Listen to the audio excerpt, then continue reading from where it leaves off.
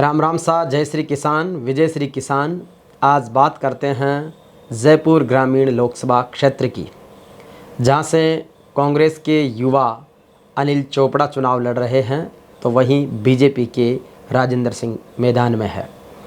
आपको बता दें कि जयपुर ग्रामीण लोकसभा 2008 के परिसीमन में अस्तित्व में आई थी और इसमें जयपुर ग्रामीण और अलवर ज़िले की मिलाकर कुल 8 विधानसभा सीटें शामिल की गई, जिसमें बानसूर, कोटपूतली, विराटनगर, जमवारामगढ़, शाहपुरा, आमेर, फुलेरा और झोटवाड़ा, ये 8 विधानसभाएं जयपुर ग्रामीण में आती है। 22 लाख मतदाता इस बार वोट करेंगे और इस समय जो समीकरण बन रहे हैं उसमें दोनों ही प्रत्याशी चुनाव प्रचार में अपनी पूरी ताकत लगाए हुए हैं, लेकिन विशेष रूप से जो झुकाव है वो अनिल चोपड़ा की तरफ इसलिए माना जा रहा है क्योंकि एक तो वो 31 साल के युवा हैं, किसी तरह का उन पर कोई तरह का विवाद नहीं है। एक वो विजनरी व्यक्ति हैं, सहज सरल उपलब्ध हैं। पिछले 8 सालों से लगातार जयपुर ग्रामीण में टारगेटेड तरीके से लोगों के साथ मिलना जुलना, सुख दुख में शामिल होना वो हमेशा से बनाए रखे हैं। दूसरी तरफ बीजेपी के राव राजेंद्र सिंह हैं, जो पहले विधानसभा के उपाध्यक्ष भी रहे, विधायक भी रहे, सांसद का चुनाव लड़ा था लेकिन जीत नहीं पाए। लेकिन उनका जो राजशाही अंदाज है वो लोगों को पसंद नहीं आ रहा, क्योंकि देश की आज़ादी के 75 वर्षों के बाद भी अगर हम राजशाही में जीने का अवसर देखेंगे तो फिर हमारी आज़ादी पर ही प्रश्न चिन्ह है। वर्तमान में हालांकि खर्च के मामले में राव राजेंद्र सिंह ज़्यादा कर रहे हैं, लेकिन जनता सब समझ रही है। और जनता की जो आज की तारीख में गणित है 8 विधानसभाओं में, एक तरफ जहां पर राजपूतों का अपमान करने से बीजेपी से राजपूत नाराज़ हैं, लेकिन फिर भी यूँ माना जाए कि शायद जयपुर ग्रामीण में राव राजेंद्र को राजपूतों के वोटों से ज़्यादा खतरा नहीं होगा। लेकिन दूसरी तरफ किसान कौम की जितनी भी जातियां हैं, चाहे वो जाट हैं, गुर्जर हैं, यादव हैं, मीणा है, अन्य SC ST की जो जातियां हैं, उन सब लोगों में संविधान के प्रति एक सम्मान की भावना है, किसान के प्रति एक सम्मान की भावना है। इसलिए उनका वोट बैंक अनिल चोपड़ा को मिलने की पूरी उम्मीद है। जयपुर ग्रामीण का सर्वे और अन्य जो एनालिसिस होते हैं राजनीति को लेकर, उसमें भी जयपुर ग्रामीण कांग्रेस की जीतती हुई सीट नज़र आ रही है। उसके लिए है कैंडिडेट का चयन। अनिल चोपड़ा को लेकर किसी भी तरह की कोई गुटबाजी नहीं है। सचिन पायलट का पूरा वरदहस्त है, लगातार वो 3-4 सभाएं कर भी चुके हैं और इसके साथ ही उन्होंने अपनी प्रतिष्ठा की सीट भी इसको बना रखा है। उसके साथ ही जयपुर ग्रामीण के ज़्यादातर मतदाता ग्रामीण क्षेत्र के लोग ही हैं और जिस तरीके से केंद्र की बीजेपी सरकार अपनी योजनाओं का प्रचार करने के लिए लगातार कोशिश कर रही है, लेकिन वो कहीं टिक नहीं पा रहे हैं।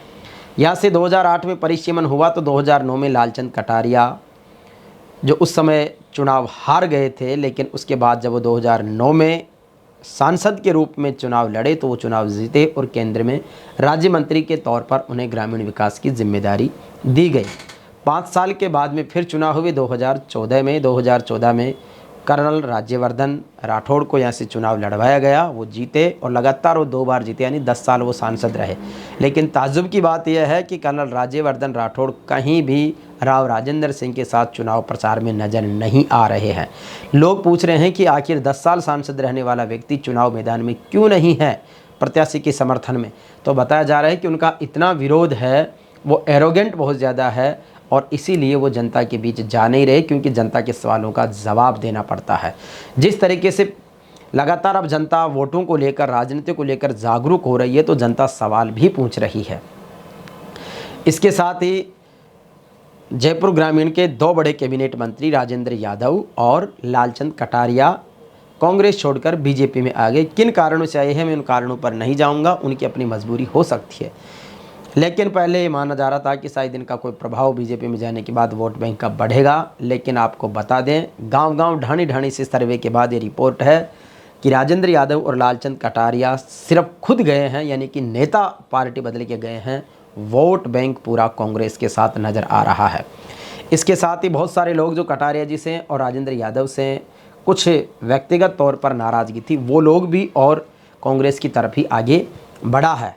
इसके साथ ही लंबे समय बाद एक चांस आया है कि किसी युवा को मौका मिला है, साफ़ सुथरी राजनीति करने वाला विजन लेकर वो चल रहा है, तो उसके साथ में युवाओं का एक बड़ा हुजूम भी है। उसके साथ ही जनता ने ही इस चुनाव को उठा लिया।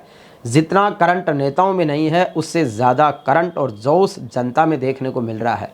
गांव-गांव में जो चौपालें हो रही है चुनावी सभाओं की, उसमें समर्थन को देख लो, चाहे जो न्यूज़ एंकर्स जा रहे हैं जहां पर गांव में, तो उस पर भी एक ही आवाज़ आ रही है कि अनिल चोपड़ा।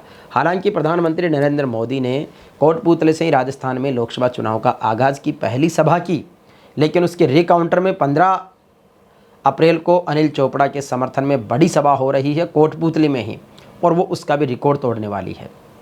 इसके अलावा अनिल चोपड़ा की चाहे जालसू की सभा हो, चंदबाजी की नामांकन सभा हो, आंधी थड़ी की जनसभा हो, तीनों में सचिन पायलट आए, और उसके साथ ही उनकी सभाओं में जो अलग अलग जगह सभाएं हुई, वो भी सभाएं उनकी बहुत बड़े लेवल की हुई। उसके बाद में ही आंधी थड़ी में मुख्यमंत्री भजनलाल शर्मा की सभा हुई थी, लेकिन उस दौरान मौसम ख़राब होने से उनकी सभा किरकिरी हो गई और मुख्यमंत्री भजनलाल शर्मा इतने इरिटेट हुए कि उनका उसके बाद में नागौर जाने का दौरा था, डीडवाना में रोड शो था, उसको भी उन्होंने कैंसिल कर दिया हताशा को देखकर। तो इस तरीके के बहुत सारे समीकरण हैं जो वहाँ के बन रहे हैं। रही बात मुद्दों की, तो जिस तरीके से मुद्दों के साथ में मैनेजमेंट के साथ में अनिल चोपड़ा चुनाव लड़ रहे हैं, तो अनिल चोपड़ा का मैनेजमेंट हो, चाहे मुद्दों की पकड़ हो, जनता को आश्वस्त करने की बात हो और खुद का काम करने का कैलिब्रेशन हो, उसका एक ही दावा है कि आप अगर इस युवा बेटे को जिताकर संसद भेजेंगे तो वहाँ पर हर वर्ग के लिए, वो सर्व समाज के लिए काम करने के लिए अपनी पूरी ड्यूटी निभाएगा।